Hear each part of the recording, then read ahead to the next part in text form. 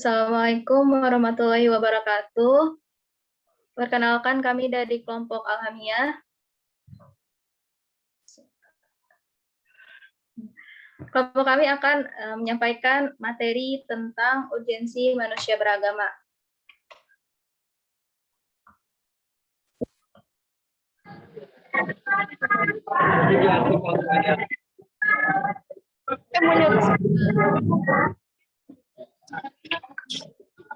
Masuk ke inti materinya, saya perkenalkan dulu anggota-anggota kelompok dari Alhamiyah.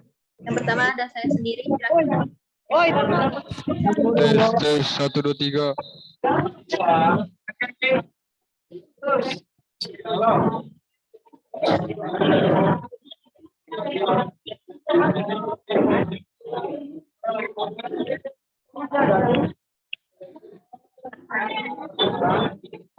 Teman-teman bisa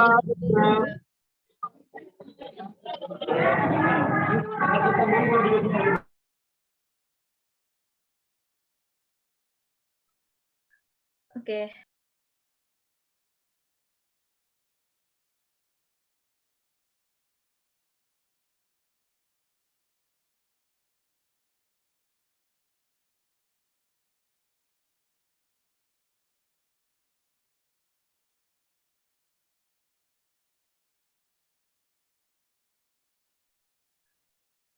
Oke, saya ulangi lagi. Pak, ulang dari awal ya, Pak? Iya.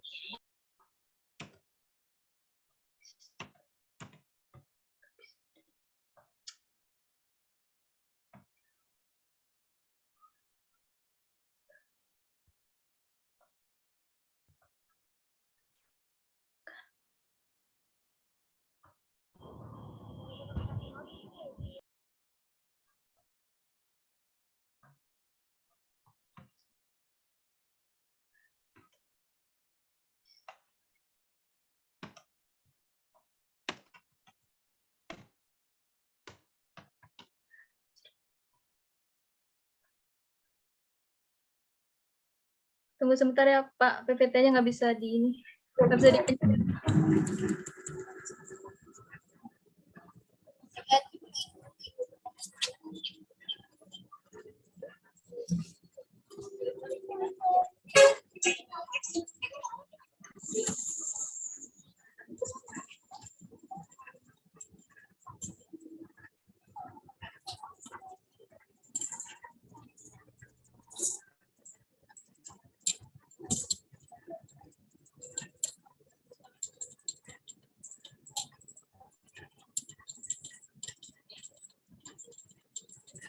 Oke, maaf sebelumnya teman-teman ada kendala.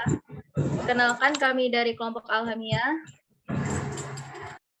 Hari ini kami akan mempresentasikan materi tentang urgensi manusia beragama.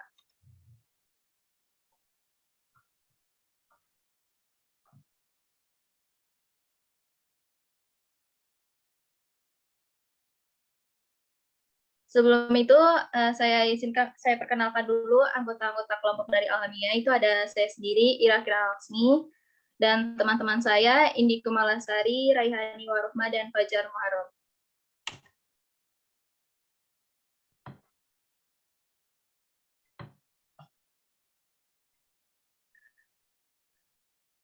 Sub-sub materi yang akan kami bawakan, yang pertama ada makna urgensi manusia beragama. Yang kedua ada sikap keagamaan. Yang ketiga ada urgensi doa, ikhtiar, dan kesadaran beragama dalam kehidupan. Dan yang terakhir ada mengaplikasikan doa, ikhtiar, dan kesadaran beragama dalam kehidupan. Teman-teman ada yang tahu nggak sih apa itu urgensi?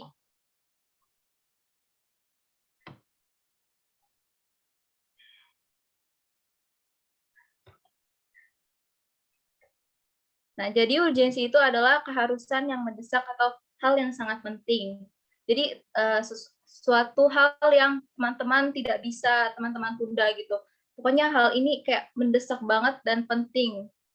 Nah, sedangkan urgensi manusia beragama itu sendiri adalah suatu hal yang sangat penting bagi umat manusia dalam beragama. Agama ini kan seperti yang kita agama berfungsi sebagai kontrol atau rambu-rambu petunjuk dalam menghadapi kehidupan. Nah, di samping fitrah agama ini juga merupakan identitas manusia atau kewajiban bagi manusia.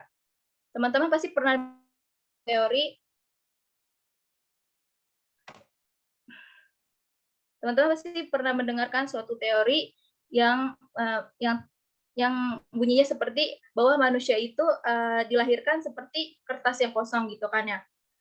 Nah, kalau ditinjau dari segi agama Islam, benar memang bahwa manusia pada hakikatnya diciptakan dalam keadaan yang terbaik, yang termulia dan tersempurna di antara makhluk-makhluk ciptaan Allah yang lainnya.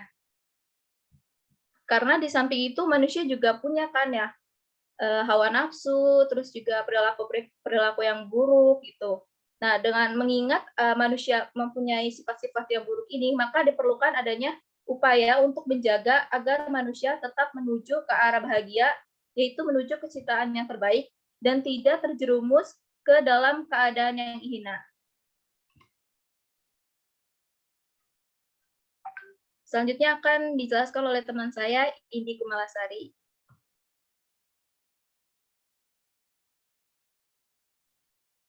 Sikap keagamaan. Sikap keagamaan merupakan keadaan yang ada dalam diri seseorang yang mendorong untuk bertingkah laku sesuai dengan kadar ketaatan terhadap agama yang dianut. Contoh sikap keagamaan. Toleransi merupakan suatu sikap yang hendak dikembangkan dalam masyarakat madani, yaitu sikap menunjukkan saling menghargai dan menghormati. 2. Mendasarkan aktivitas pada keimanan kepada Allah Subhanahu wa Ta'ala sebagai acuan. 3. Kenal terhadap keadaan sosial masyarakat dan lingkungan tempat tinggalnya. Lanjut, urgensi doa ikhtiar dan kesadaran beragama dalam kehidupan. Dari segi bahasa doa adalah permohonan atau harapan kata-kata doa yang terdapat dalam Al-Quran. Menurut Abdul Qasim, sebagai yang dikutip oleh Muhammad Hasbi As-Siddiq, memiliki beberapa makna seperti ibadah, permintaan, atau permohonan, memanggil, memuji.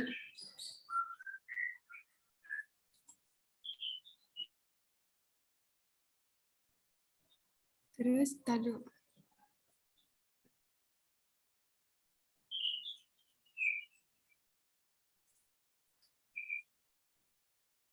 Nah, urgensi doa dalam kehidupan.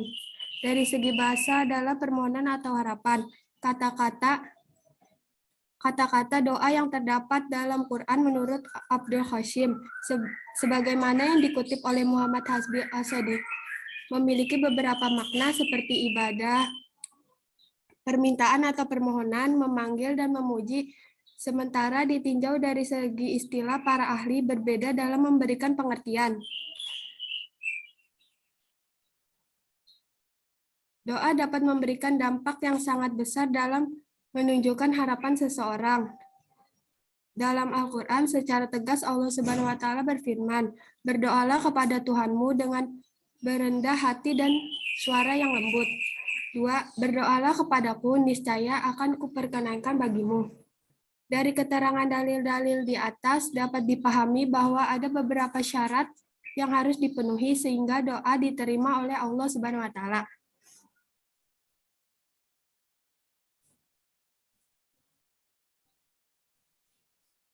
Lanjut, Fajar.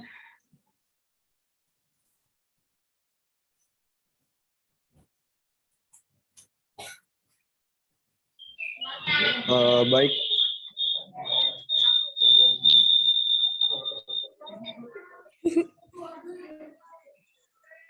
Ini tulisannya udah ada belum ya? Oke. Agar doa diterima oleh Allah Subhanahu wa Ta'ala.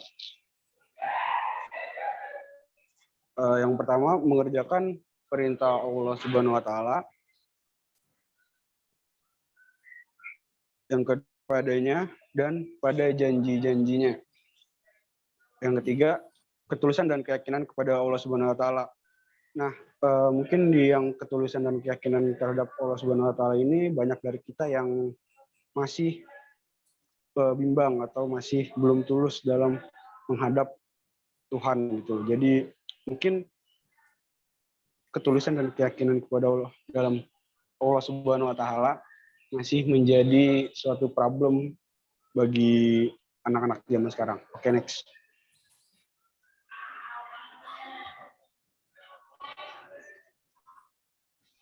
Urgensi ikhtiar dalam kehidupan.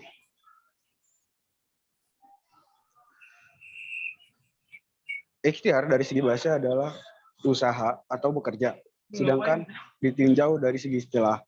Usaha, ikhtiar adalah suatu upaya sungguh-sungguh dengan mengupayakan seluruh pemikiran dan zikir untuk dapat mengaktualisasikannya atau menampakkan arti dirinya sebagai hamba Allah dan juga menampakkannya bagian dari masyarakat yang terbaik. Dalam Al-Quran, banyak ayat yang mengisyaratkan agar manusia berusaha ikhtiar dalam kehidupannya. Sebagaimana firman Allah yang berbunyi, Bismillahirrahmanirrahim. فَإِذَا قُضِيَتِ الصَّلَاةُ فَانتَشِرُوا فِي الْأَرْضِ وَابْتَغُوا مِنْ فَضْلِ اللَّهِ وَاذْكُرُوا اللَّهَ كَثِيرًا لَعَلَّكُمْ تُفْلِحُونَ. Yang berarti apabila sholat telah dilaksanakan, maka bertebaranlah kamu di bumi, carilah karunia Allah dan ingatlah Allah banyak-banyak agar kamu beruntung. Surat Al-Jumu'ah ayat 10.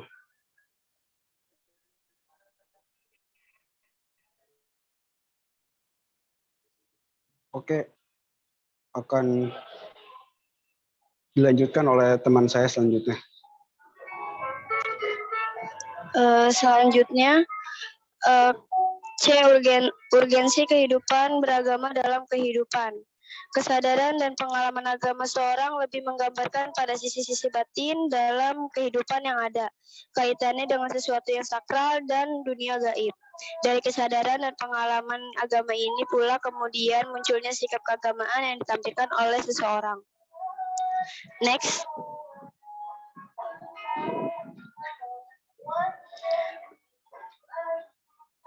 Urgensi doa, ikhtiar, dan kesadaran beragama dalam kehidupan.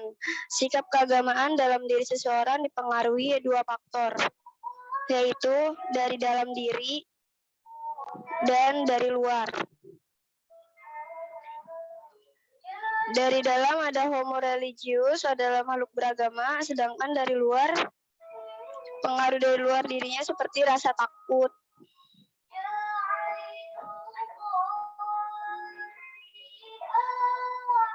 Untuk meraih kebahagiaan tersebut, kita sebagai seorang muslim tentu saja kita terus berusaha atau berikhtiar dengan menggunakan segala kemampuan dan pemikiran untuk dapat meraihnya. Hal ini tentu saja dibarengi dengan doa yang merupakan harapan dan permohonan kepada Allah SAW yang selalu kita harapkan dengan rasa penuh keyakinan dan keikhlasan dalam hidup ini.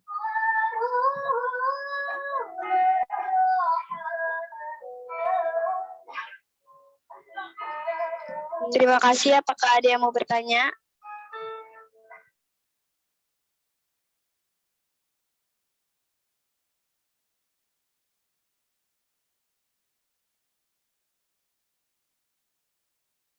Teman-teman ada yang mau nanya nggak?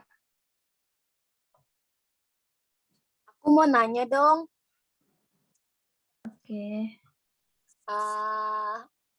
Apa ya? Contoh apa? Contoh perintah apa yang diberikan Allah? Udah itu aja. Pertanyaannya bisa ditulis di kolom chat nggak, Kiza? Oke, bentar ya. Terima kasih. Sama-sama.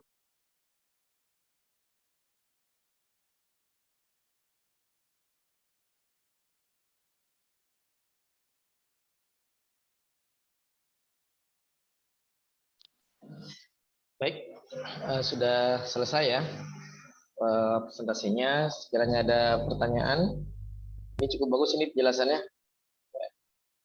Bagus dan cukup jelas juga, apalagi ada ininya nih, ada ilustrasi-ilustrasinya.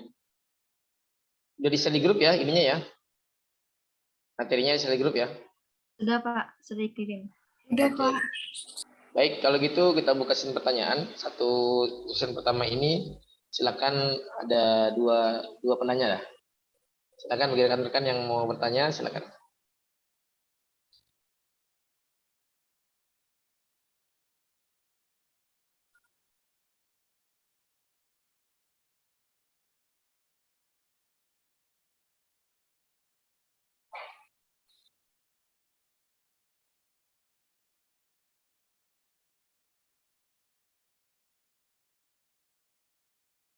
Ini Naili nanya tapi lewat chat Naili.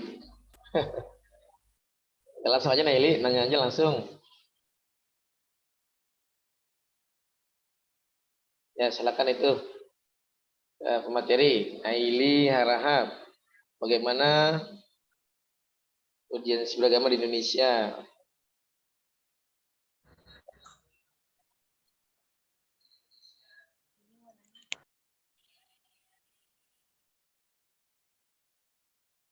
Ini ditutup aja kali ya presentasinya ya, hanya kita tanya jawab. Di stasiunnya di aja di end. Ya silakan itu ada beberapa pertanyaan. Teman-teman nanyanya lewat chat, silakan direspon.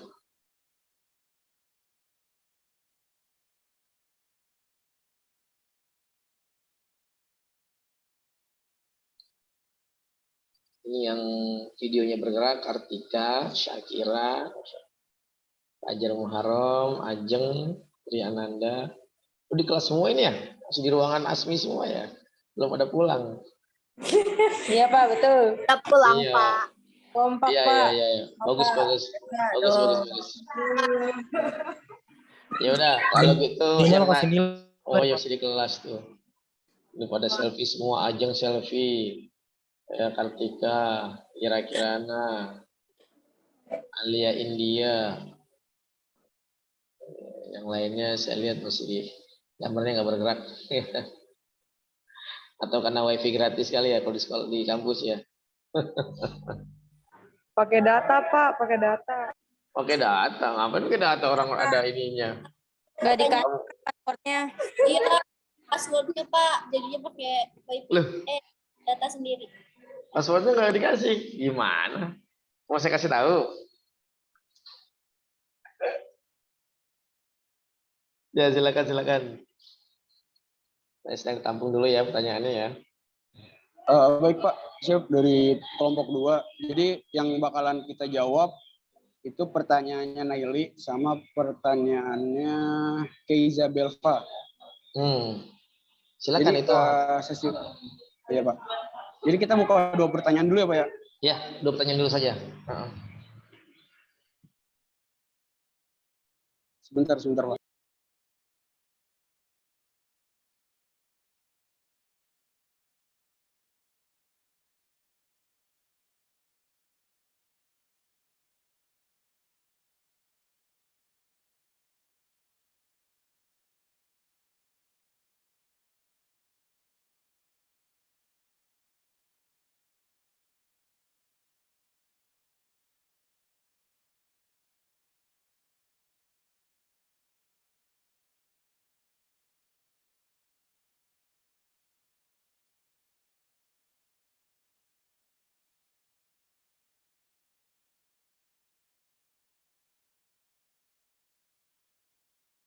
Oke, saya Fajar dari kelompok 2.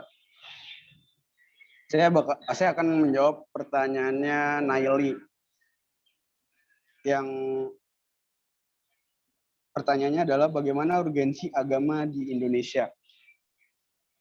Oke, pertama-tama kita dilihat dulu agama di Indonesia itu wajib untuk kita dipunyai oleh setiap masyarakat sebagaimana yang diatur oleh Pancasila pada sila pertama ketuhanan yang Maha Esa, yang berarti manusia yang tinggal atau masyarakat untuk beragama. Oke, untuk Naili, apa ada yang kurang?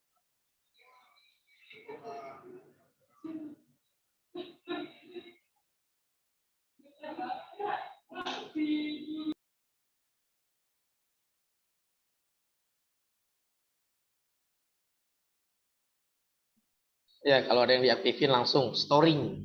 Karena kamu satu frekuensi di tempat yang sama, jadi storing ini. Ya, sudah. Kalau gitu Bu, lewat chat aja. Pertanyaan apa-apa. Ya.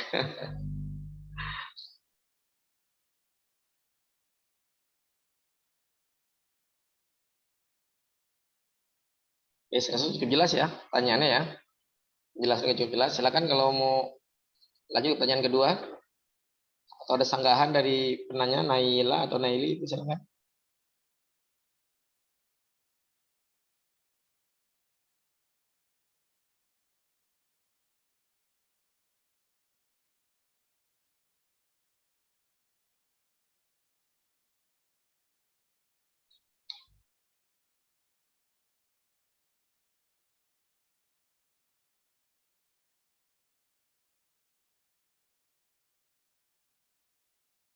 Saya sudah jawab sama Naili itu. Good. Lanjut. Pertanyaan selanjutnya.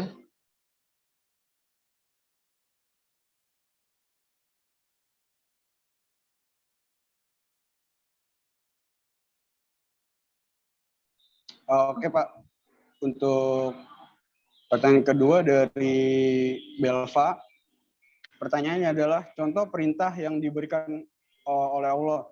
Jadi contoh perintah-perintah yang diberikan oleh Allah seperti sholat, puasa, hal-hal yang wajib. Seperti itu Belva. Storing ya. Oke, ada yang kurang, Belva? Udah cukup, Fajar. Thank you. Baik. Terima kasih atas pertanyaannya ya. Atas partisipasi kalian, luar biasa ini. Saya pikir kamu tuh setelah saya pagi itu saya kabarin kalau sekarang kita online, ya, kamu jam 10:30 tuh langsung pulang. Terus buka Zoom-nya itu di rumah kamu masing-masing. Ternyata tidak ya, si setia di kampus. Ada berapa sih yang pulang ini? Tadi aku tadi soalnya jam 11. Saya pulang, Pak. Oh, pulang. Ada yang pulang ya, ada yang sedang berasyik masuk. Jalan, Pak. Bisa di jalan. Yang di jalan suruh minggir itu. Kalau ketabrak ntar. Ya, baik, terima kasih. Baik, hati-hati. Ya, ini Panasan Pak di jalan. itu kayak Isabel Pak mau di kasur tuh. Di Senen lu ya pada. Ya, kayak Isa di kasur dia enak banget itu. Kita lagi di kelas ya. Oke, baik. Ini intinya begini.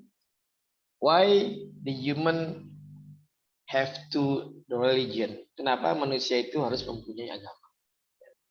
Ini untuk jawaban yang mendasar sebagai the way of life, jalan hidup kita. Jalan hidup kita bahwa kalau tidak ada agama, maka kita seperti binatang liar. Kita nggak ada aturan dalam hidup kita. Kamu ketika keluar atau mau pergi ke kampus, ke ASMI, baru banget keluar dari motor itu kan sudah ada rambu lalu lintas. Merah satu harus berhenti, kuning hati-hati, hijau itu jalan. Dalam agama seperti itu. Agama itu menjadi rambu buat kamu. Kalau kamu nggak ada agama, sudah. Kamu bebas melakukan apa saja. Kamu misalnya mau tidak sholat, kamu mau tidak tadarus, kamu mungkin mau berjalan dengan yang bukan mahramnya, ya, nonton di 21 di MKG misalnya, tonton yang midnight, yang kelasnya midnight, ya mau silakan. Kenapa? Karena nggak ada agama di situ. Tapi ketika ada agama, maka hidup kamu akan mulai terarah. Kenapa? Karena di sini ada aturan-aturan main. Mana yang wajib, mana yang haram, mana yang sunnah. Jadi itulah salah satu alasan kenapa manusia harus beragama. Pertama. Yang kedua, beragama itu merupakan cara seorang hamba merefleksikan ibadahnya kepada Tuhannya. Kita disuruh puasa, kita disuruh sholat. Sejatinya itu kepatuhan, refleksi kepatuhan seorang hamba kepada Tuhannya. Jadi kita menunjukkan bahwa ini loh, Tuhan, kau telah menciptakan saya, sebagai bentuk efek domino kau menciptakan saya, maka saya pun menyembahmu. Nah, jadi seperti itu ya konteksnya. Jadi kita menyembah kepada Allah. Dan yang ketiga, alasan kita manusia beragama, itu sebagai jati diri kita. Ya, sebagai identitas diri kita, bahwa kita seorang muslim. Kamu yang beragama Islam tentu yang laki-laki, ya kalau sholat, ya sudah tentu dengan ciri khasnya, kadang pakai celana, kadang pakai peci, kadang pakai sarung. Yang perempuan kalau mau sholat ya mungkin dengan ciri khasnya memakai mukena, silakan, itu nggak ada masalah. Jadi ada 3 alasan kenapa manusia harus beragama. Pertama sebagai jalan hidup dan mengatur kehidupan kita, dan yang kedua sebagai bentuk merefleksikan diri kita, bertemu dengan Tuhan kita, dan yang ketiga adalah bagaimana kita bisa menentukan jati diri kita sebagai seorang muslim.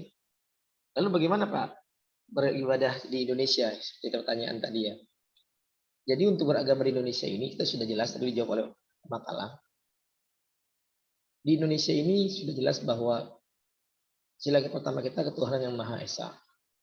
Sehingga Indonesia itu setiap warga negaranya harus mempunyai Tuhan.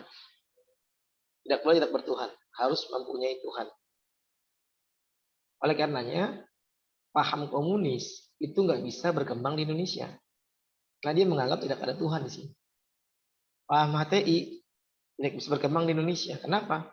Karena dia menganggap pemerintahan itu harus satu imam, harus satu pemimpin. Jadi pengen seperti daulah Utsmaniyah yang dulu. Jadi berkata di Asia Tenggara itu kan ada Singapura, ada Brunei, ada Malaysia, ada Indonesia, ini semua bersatu mengangkat satu pemimpin. Nah, ini gimana ceritanya? Bahasanya udah beda, uangnya udah beda. Ya, tapi mereka nggak mau tahu, mereka tertolak. Oleh karenanya sila ketuhanan yang Maha Esa ini menjadi benteng pertahanan batiniah untuk warga negara Indonesia, bahwa kalau Anda yang menjadi warga negara Indonesia, maka Anda harus mempunyai agama. Maka Islam, Kristen, Protestan, Katolik, Konghucu, Hindu, Buddha harus ada. Kalau enggak ya berarti Anda nggak berhak jadi warga negara Indonesia. Jadi paham komunis tertolak.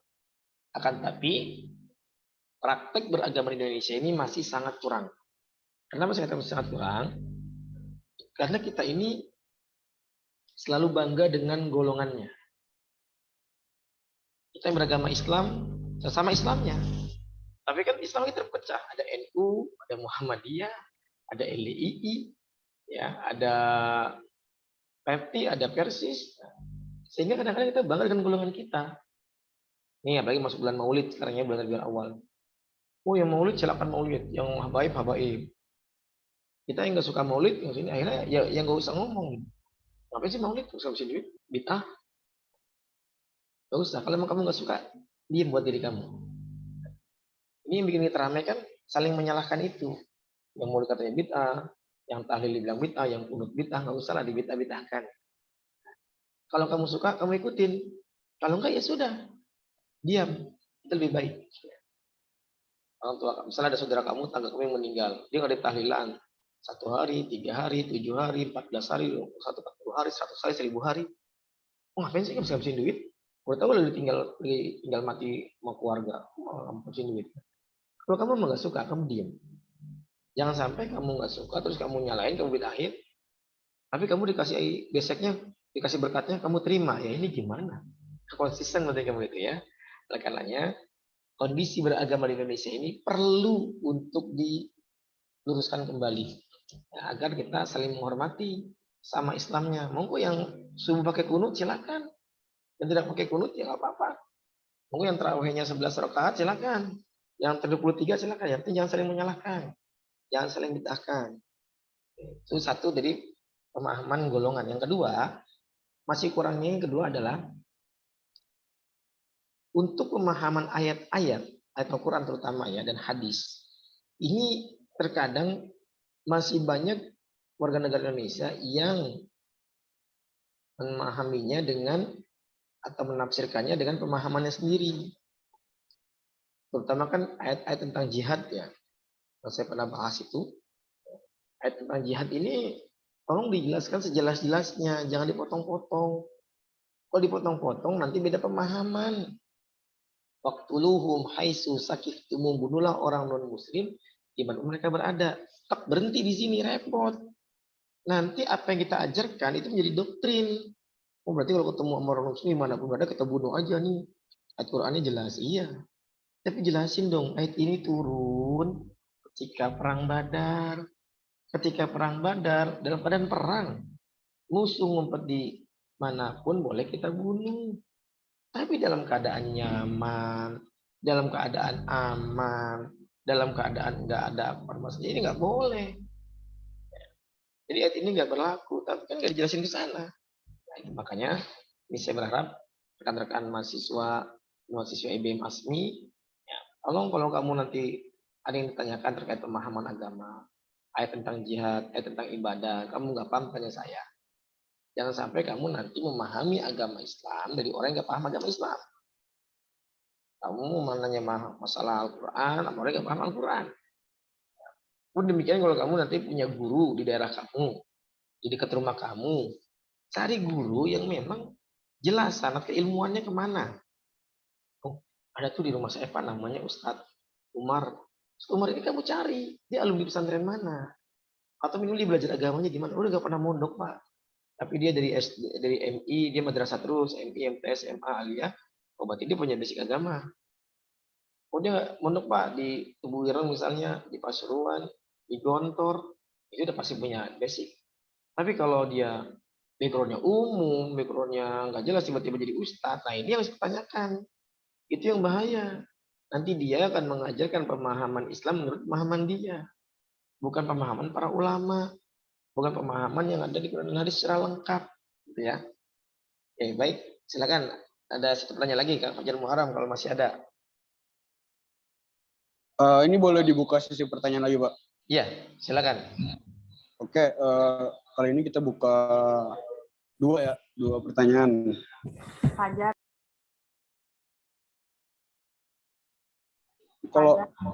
Kalau mau nanya langsung ini aja, langsung ngomong. Fajar menanya.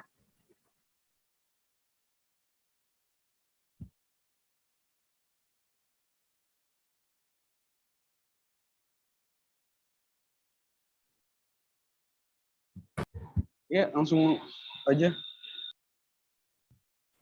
Apa contoh urgensi di Indonesia tentang toleransi beragama? Kayak caranya itu bagaimana?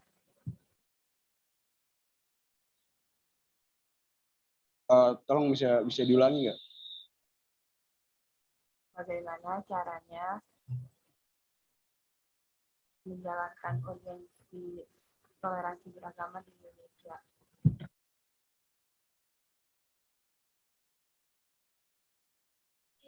Ya udah, karena kurang jelas, ditulis di chat aja deh. Udah gue tulis.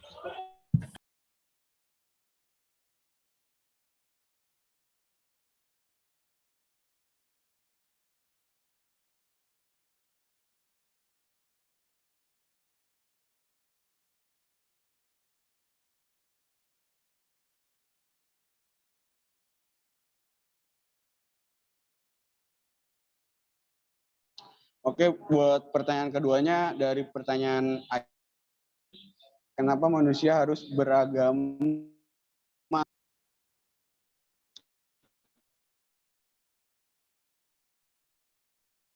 Pertanyaan pertama dari Ajeng, pertanyaan kedua dari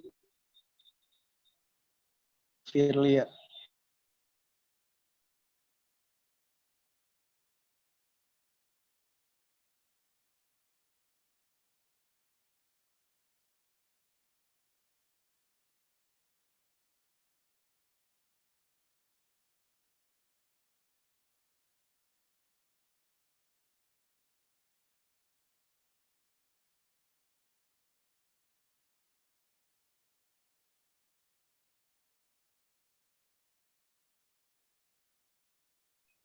Baik, saya akan menjawab pertanyaannya dari Firlia Ananda.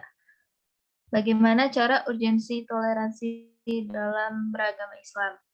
Nah, jadi kan Indonesia memiliki berbagai macam agama kan ya. Makanya itu di Indonesia ini perlu diterapkan yang namanya toleransi antar agama ini memiliki arti saling menghormati dan memberikan kebebasan untuk melaksanakan agama sesuai ketentuan ajaran agama masing-masing. Tujuannya itu salah satunya menjaga kerukunan hidup. Kerukunan yang sebenarnya dilandasi penghargaan terhadap nilai-nilai rohani yang ada pada agama lain dan mengakui realitas agama-agama lain. Seperti itu, Filia. Apakah sudah jelas?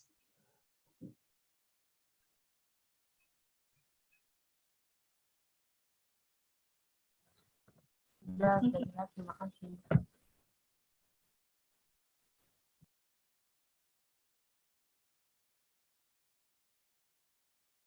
Lanjut yang kedua, lanjut. Nanti biar saya tambahkan setelah tanya yang kedua.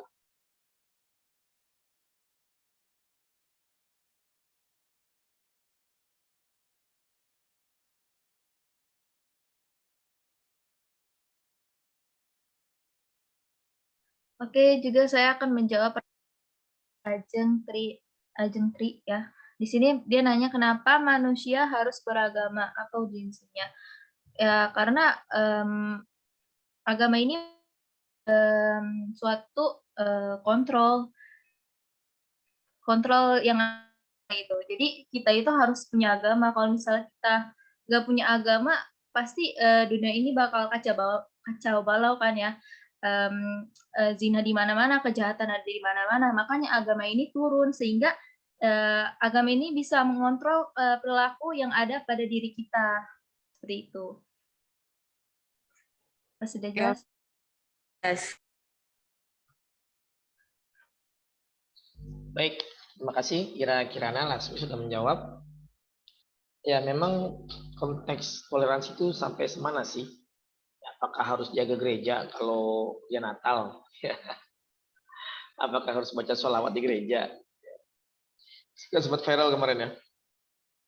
Jika ada banser yang baca sholawat di gereja, katanya dianggap sebagai ya, suatu ini kezoliman atau apalah, kebablasan. Intinya gini aja. Masa jauh-jauh ketika kamu punya saudara, punya teman ya, teman di sini yang memang berbeda keyakinan dengan kita. Lalu mereka mengundang kita, misalnya undang untuk makan malam. Sudah kamu datang saja. Pak, tadi disediain B2, jangan ke sana. Kita menghormati undangannya. Menghormati undangannya.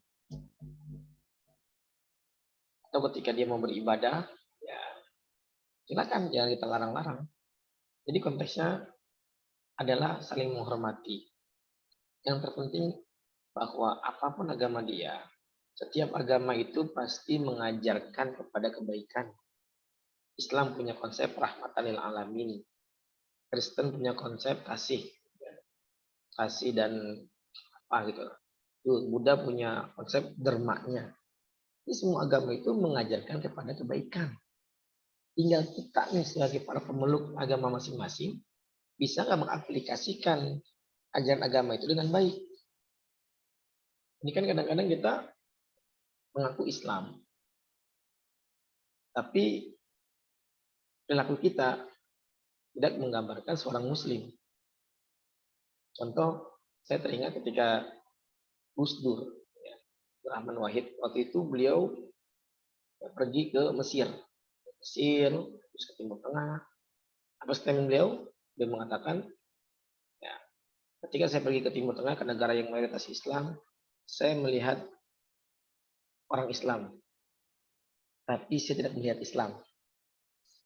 Tapi ketika saya ke Eropa, di Eropa yang orang Islam itu minoritas, dia mengatakan, saya melihat Islam, tapi saya tidak melihat orang Islam. Artinya, ketika satu negara itu banyak orang Islamnya, ya sudah, kita melihat orang Islam. Tapi saya tidak melihat Islam. Kita nggak melihat perilaku keislaman di sana. Apa contohnya? Kita lagi wudhu, ya, HP kita taruh tempat wudhu. Misalnya HP kamu taruh tempat wudhu. Kamu pergi sholat. Selesai sholat kamu ingat, oh iya, tadi HP ketinggalan tempat wudhu. Kamu balik, udah hilang HP kamu. Kalau negaranya mayoritas Islam, udah hilang itu HP kamu. Tapi kalau kamu berada di Jepang, berada di Jerman, berada di Paris misalnya, negara yang Islam itu minoritas, kamu wudhu, jam tangan kamu, HP kamu ketinggalan misalnya di toilet. Kamu balik itu masih ada. Ini pengakuan dari berbagai macam orang yang sudah ke sana. Berarti kan menggambarkan bahwa ini bukan hak saya. Ini bukan hak saya untuk mengambil. Mungkin orang yang tinggal di kelupaan itu dia balik lagi. Padahal agamanya bukan Islam. Tapi perilaku dia Islami. Dia nggak mau mengambil barang orang lain. Saya nggak tahu kalau kamu ketinggalan HP di toilet misalnya. Ya, lalu kamu ingat, ya masih ada nggak HP kamu? Lagi HP-nya iPhone terbaru. iPhone yang 7, yang saya 13. Ini kan menjadi tamparan buat kita. Ya. Kita Islam, kita punya konsep an-nazafatu minal iman. Kebersihan sebagian dari iman. Tapi lihat, di Indonesia masih Islam. Tapi untuk membuang sampah, sembarangan masih di sungai. Ya, masih di tempat-tempat yang bukan tempat sampah. Bahkan di kelas pun, saya kan sengaja kalau lagi di kelas, saya pulang belakangan. Kenapa? Saya mau melihat. Ada sampah botol nggak? Ada sampah botol aqua, ada sampah plastik, ada sampah bungkus plastik roti, dan lain sebagainya. Ini kan menunjukkan loh, kamu agama Islam. Tapi untuk menjaga kebersihan aja kamu nggak bisa. Yang bersihin siapa akhirnya? Bang Ali. Mohon maaf, OB kita. Nah, saya dari perhatiin loh. Tadi tempat duduk ini, oh ini didudukin sama Mas Fajar. Oh kok ada sampah aqua ya? Oh Mas Fajar tadi minum, dibuang di situ. Oh ini kok ada sampah plastik ya, bekas roti. Oh ini, oh tadi yang di sini kayak Isabel Fa ini. Oh berarti Isabel Fa orangnya nggak bisa. Saya bisa melihat ke sana gitu. Makanya tolong bantulah Bang Ali selaku OB di kampus ASMI untuk tidak untuk tidak merepotkan kamu. Jadi kalau bisa sampah yang kamu berikan ya jelas juga itu sampah kamu bawa. Tunjukkanlah perilaku Islami kamu. Ini kalau kita sudah selesai perkuliahan, itu kalau saya lihat disapuin, masya Allah. Ya, artinya kita mengaku Islam, maka perilaku kita pun juga harus Islami. Ya. Bekas sujud bukan bermanatus apa jidat kamu harus hitam 2 di sini, tidak. Tapi perilaku kamu itu menggambarkan seorang Islam. Ada nggak nih teman kita yang sakit, tengokin nih, nah itu Islami. Ya, kita ngaku Islam tapi teman kita sakit, cuek aja, jangankan jenguk, nanya aja enggak. Nah ini contoh kecil ya. Di kelas juga saya minta, tolong jaga kebersihannya. Kalau kamu memang bawa sampah, ya pulang ambil lagi sampahnya. Aqua kah, sampah makanan kan. Jangan nunggu dibersihin sama OB. Apakah saya udah bayar? Iya, kamu udah bayar. Tapi setidaknya nggak salah dong. Ya, start from yourself, mulai dari diri kamu untuk bisa menjaga kebersihan. Oke, saya rasa itu ya. Sudah cukup ya. Ada pertanyaan lagi mungkin? Ada dari kalian di luar tema? Pak, saya mau nanya dong, boleh nggak? Boleh, silakan Fajar. Apakah mayoritas itu menjadi faktor dari keislaman seorang, kayak misalnya ketika di suatu wilayah terdapat mayoritas Islam dan mereka menjadi semena-mena gitu, jadi keislaman mereka tuh kurang gitu. Apakah mayoritas itu menjadi faktor begitu Pak? Oke, baik. Terima kasih Kang Fajar. Ya tergantung perspektif apa yang kita gunakan. Nah, kalau memang kita menggunakan perspektifnya, wah kita ini banyak, kita ini besar, yang kecil mau tinggal kita gilas doang. Ya kalau seperti itu ya udah. Maka yang terjadi adalah mayoritas ini menjadi faktor kurangnya kita dalam beragama. Kenapa? Ya karena kita udah terbiasa mendengar azan. Ya, di sini azan, di sana azan, kita udah bisa azan. Karena hampir setiap daerah ada masjidnya. Jadi orang merasa beribadah itu hal yang biasa. Tapi ketika kita tinggal di tempat minoritas, di mana Islam hanya minoritas, hanya golongan kecil. Ya, misalnya kamu pergi ke Gunung Kidul, ke Jogja yang daerah masih saya pernah waktu itu KKL, ya, penelitian di satu desa, kanan kirinya jadi dikelilingi oleh kampung non-muslim. Jadi nyari suara azannya kita susah. Mau azan harus jalan 2 kilometer, coba bayangkan. Tapi kan ini menjadi satu kenikmatan tersendiri. Ketika kita harus beribadah, jalan dulu sholat Jumat 2 kilometer, jadi khusyuk ya ini. Ya, yakin ibadahnya, karena sulitnya untuk mencari masjid di sini. Tapi kalau di tempat orang yang mayoritasnya muslim, masih di mana-mana, kita malah menjadi tenang, depan ada masjid, kita makan dulu lah, lapar gitu. Ya ini kan ada remehkan. Ya. Dan itu sudah menjadi suatu hukum alam, di mana orang yang mayoritas itu biasanya yang menganggap remeh, menganggap enteng. Gitu. Yang minoritas, ini persatuannya kuat. Saya ketika dulu kami mondok di Tebuireng, ketika ketemu sama orang Jakarta, itu kayaknya irtibatul kolbi kita tuh saling keterkaitan hati itu luar biasa. Kenapa? Kita merantau. Kita dari Jakarta merantau ke Jawa Timur, mondok. Ya, di sana kan mayoritas yang mondok itu orang Jawa. Tapi dia ada orang Jakarta. Itu kuat persatuan kita. Mungkin yang dari Medan, yang dari Aceh, mereka kuat persatuannya. Kenapa? Karena kita minoritas di sana. Tapi ketika saya pulang ke Jakarta, yang saya temukan, loh kok nggak kayak dulu persatuan kita nih. Ya, karena melihat orang Betawi di Jakarta banyak orang pusatnya. Jadi apa yang Mas Fajar bilang itu benar. Dengan kita mayoritas itu membuat praktek keislaman kita itu ya, menjadi terlalu memudahkan dan menggampangkan. Oleh karenanya, ini jangan kita sampaikan di ASMI. Saya melihat di ASMI itu mayoritas loh.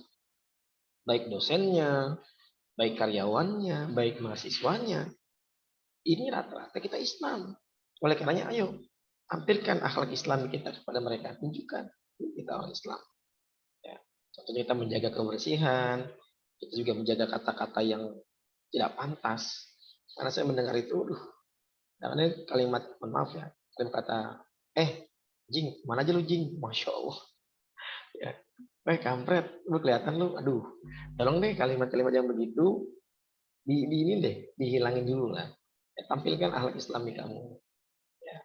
Weh bro, gimana kabarnya? Gantilah bro. Ya. Mana kabarnya? Ya, pokoknya kalimat-kalimat yang baik lah yang enak didengar. Pakaiannya juga harus sopan. Ya, kata-katanya juga harus sopan. Ya, tunjukkan kalau kita itu seorang muslim itu yang baik. Silakan. Tapi kalau seandainya kita justru menampakkan sisi buruk kita, ya sudah, maka berimplikasi pada agama kamu, akhlak kamu, dan semuanya.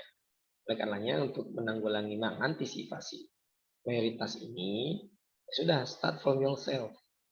Mulai dari diri kamu. Baik untuk kedisiplinannya, kejujurannya, kebersihannya, akhlaknya.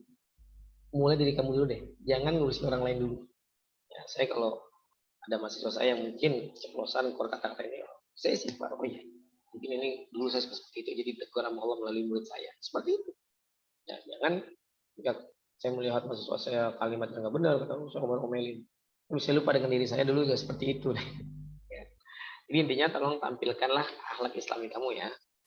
Nah, dimanapun kamu berada, baik di lingkungan kerja, di dalam keluarga maupun di masyarakat, karena itu akan menjadi selling value buat kamu, nilai jual buat diri kamu sendiri.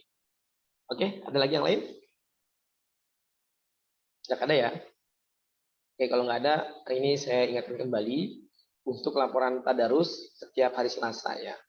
Setiap hari Selasa, tapi kalau ada yang mau melaporkannya nanti ya di hari Rabu, Kamis, Jumat, Sabtu, Minggu, Senin, silakan. Ya. Memang di Selasa ini wajibnya agar saya tahu sampai di mana nih. Ya, kan saya cross check tuh laporan Selasa yang kemarin. Oh, Kang Fajar Muharram ini yang kemarin ayat pertama sampai ayat ke-10. Sekarang 20, ayat 10 sampai 30. Oh, ada peningkatan. Kemarin 1 minggu hanya dapat 10 ayat, sekarang 1 minggu dapat 20 ayat. Itu maksudnya. Oh, kiraan Lasmi kemarin 1 sampai 20, sekarang 20 sampai 30. Oh, berarti ini ada penurunan ayat. Saya bisa meng-cross check sana. Ya. Dan itu kamu mau baca atau tidak, saya tetap akan percaya sama kamu. Misalnya kamu nggak baca nih, ya, misalnya Anissa Nabila nih, ya, Anissa Nabila nggak baca, ya. Terus dia dapat nilai A, laporan aja, ya, saya akan percaya sama kamu. Ya. Aku percaya Pak, ya karena saya ingin melatih kejujuran kamu sampai di mana. Ini kan praktek Islami namanya. Nah, karena nanti kamu akan menjadi karyawan, kamu harus jadi karyawan yang jujur. Menjadi pengusaha yang jujur. Ya, atau mungkin nanti Anissa Nabila juga akan menjadi seorang istri kan, jadi istri yang jujur. Jangan nyolongin uang suaminya terus. Uang belanja kurang sama Anissa Nabila dicolongin uang suaminya. Ini kok uang saya hilang mulu, ada tuyul kali Pak. Tuyul kepala hitam nantinya. Ya artinya dari hal yang terkecil aja deh. Ya, saya ingin melatih kejujuran kepada kalian bahwa ya kalau emang nggak baca ya jangan keselamaran. Misalnya kamu nggak baca nih, Anissa Nabila tidak baca, itu aja tulis. Ya, nggak usah nulis alasan lah, kalau alasan bisa dicari 1001. Ya, sudah, jadi kan saya bisa tahu, oh mungkin kamu nggak baca, lagi datang malasnya, oh lagi datang tamunya, oh lagi baca. Yang penting nanti ada laporan tertulis sehingga saya bisa tahu. Oke? Saya sudah cukup ya. Dan nanti ini mohon izin, ini saya record, tidak tahu saya, dan nanti akan saya masukkan ke YouTube. Nah, di-upload, jangan lupa ntar infak, like, share, and subrek-nya ya. Jadi yang tadi itu kelihatan semua tuh. Anissa Nabilahnya kelihatan, Teza Bilfahmi Kasur kelihatan, semua saya. Pokoknya nggak ada yang saya edit, apa adanya aja. Ya. Oke, sekian dari saya. Mudah-mudahan nanti Selasa depan saya bisa hadir untuk ini ya, untuk langsung offline. Karena memang kebetulan sekarang sedang ada keperluan di luar. Saya rasa cukup sampai di sini. Akhirul kalam, inna shiratal mustaqim. Wassalamualaikum warahmatullahi wabarakatuh. Terima kasih semuanya ya. Saya akhiri ya.